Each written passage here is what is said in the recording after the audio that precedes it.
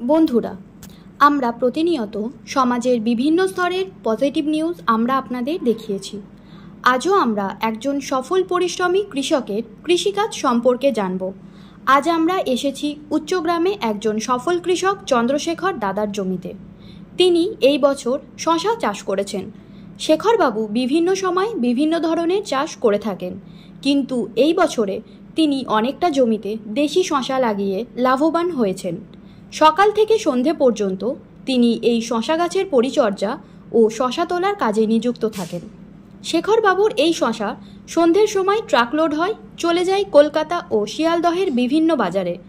বর্তমান সময়ে কৃষিকাজ করেও যে প্রতিষ্ঠিত হওয়া যায়, শেখরবাবু তার উদাহরণ। আমরা একবার কথা বলে নেব এই সফল কৃষকের সঙ্গে। নমস্কার শেখরবাবু, আপনাকে আমাদের চ্যানেলে আসার জন্য ধন্যবাদ। নমস্কার। প্রথমেই জানাই যে আপনি ধরুন এই এতটা পরিমাণ শশা জমি চাষ করেছেন, তো এই শশা চাষের জন্য প্রথমেই আমরা কি কি ব্যবস্থা নেব আপনি যদি একটু বলতেন আমাদের। শশা চাষের প্রথম ব্যবস্থা বলতে আমাদের উন্নত মানের বীজের প্রয়োজন আছে এবং আচ্ছা একটা জমি তৈরির একটা বিশাল একটা ফ্যাক্টর আছে, হ্যাঁ, যেটাকে বলে সঠিক পরিচর্যা। সঠিক পরিচর্যা, হ্যাঁ। সেক্ষেত্রে জমি তৈরির সময় আমরা যখন প্রথম চাষ দিই আর কি, বিঘা প্রতি 2 কিলো মানে কাঠা প্রতি 2 কিলো হারে, অর্থাৎ বিঘাতে 40 কিলো খোল এবং 10-26 যেটা এনপিকে, আচ্ছা, ওটা 1 বস্তা দিয়ে প্রথম মাটি তৈরির সময় যে চাষটা ওটা দেওয়া হয়।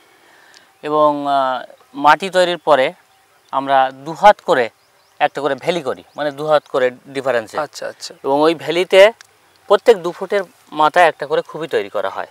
আচ্ছা। এবং সেক্ষেত্রে সেই খুবিতে কিছু পরিমাণ জৈব সার এবং অল্প মানে কত গ্রাম, হয়তো 10 গ্রাম হারে মানে 10-26 দিয়ে আমরা ওটা ভালো করে ম্যাট করে চারা রোপণ করি।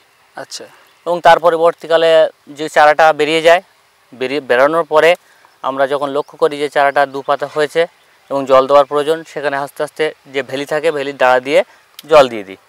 এবং সেক্ষেত্রে চারাটা বেশ যখন 2-3-4 পাতা হয়, সেক্ষেত্রে দেখা যায় যে গাছে মানে ধসা যেগুলো আর কি ফাঙ্গিসাইড ব্যবহার করার প্রয়োজন থাকে। আচ্ছা। প্রথম অবস্থায় আমরা সার্প বা স্প্রিন্ট জাতীয় ওষুধগুলো ব্যবহার করি। আচ্ছা। এবং প্রত্যেক সপ্তাহে জল দিতে হয় প্রথম অবস্থায়। এবং জল দেওয়ার পর দেখা যায় চারাটা যখন 4 পাতা 5 পাতা অবস্থায় আসে, সেক্ষেত্রে আমরা ধসার জন্য সপ্তাহখানেক বাদেই কেবিওটপ জাতীয় ওষুধ ব্যবহার করি। কেবিওটপ, তারপরে অ্যাক্রোভেট, এগুলো ব্যবহার করি। আচ্ছা, মানে ধসাটা মেনলি শিকড়েরই রোগ না? হ্যাঁ।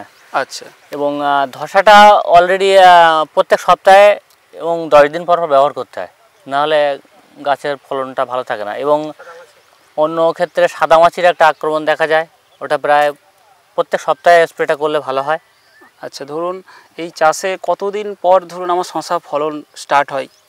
এটা মোটামুটি 45 থেকে 50 দিনের মধ্যে ফলন আরম্ভ হয়ে যায়। আচ্ছা, আমি কোন ধরনের শশাটা বেশি মানে চাষ করলে আমার সুবিধা? ধরুন অনেকে ভাড়ার মধ্যে শশা করে, আর অনেকটা মানে মাটির মধ্যে থাকে, তো কোন শশাটা আমার বেশি উপকৃত?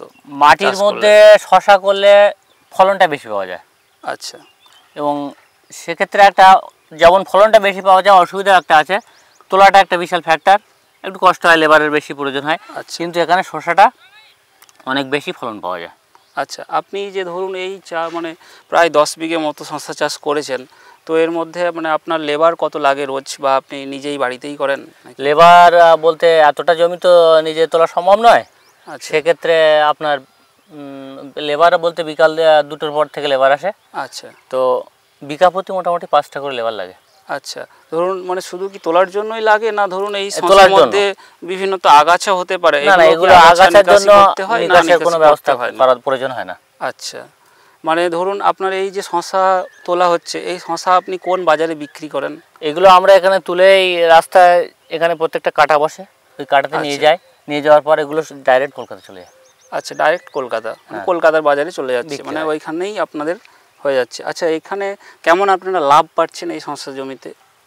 লাভ আবহাওয়া এবং প্রতিকূল অবস্থা যদি ঠিক থাকে, সেক্ষেত্রে পর্যাপ্ত পরিমাণে ফলন যদি পাওয়া যায়, তাহলে বিঘা প্রতি মোটামুটি 1,20,000 থেকে 1.5 লাখ এরকম লাভ পাওয়া যায়। আচ্ছা, এটা আপনার মানে টোটালি মানে দেশি শশা তাই তো? টোটালি দেশি শশা। আচ্ছা, এই দেশি শশা মানে কি মানে এর চাষের সুবিধাটা কি, মানে এতে এর কি টেস্ট ভালো হয়, এর জন্য কি বিক্রি বেশি নাকি? দেশি শশাটা আপনার বললে ভালো হয়, টেস্টটা খুবই ভালো, এবং বাজারে গেলে বিশেষ করে যে একটা দেশি শশা তার একটা চাহিদা থাকে এবং সেটা খেতেও ভালো। তো আপনি ধরুন এই 10 বিঘে জমিতে রোজ গড়ে মোটামুটি কত করে শশা বিক্রি করতে পারেন, মানে বিঘে প্রতি বলুন, বিঘে প্রতি? আপনার 10 বিঘে জমিতে মোটামুটি এখন, এর আগে বেশি ছিল, এখন আপনার 30 থেকে 35,000 টাকা ধরেন। আচ্ছা আচ্ছা, 30 থেকে 35,000 টাকা। আচ্ছা, মানে শশা চাষ করে আপনি খুবই উপকৃত হচ্ছেন। হ্যাঁ অবশ্যই। ধন্যবাদ আপনাকে। এখানেই বন্ধুরা আমরা আমাদের এই শশা চাষ দেখালাম, আমাদের এই শশা চাষে আমাদের চ্যানেলের মাধ্যমে দেখানো হচ্ছে। যদি আপনাদের ভালো লেগে থাকে তাহলে অবশ্যই এই চ্যানেলটিকে লাইক ও সাবস্ক্রাইব করবেন। নমস্কার।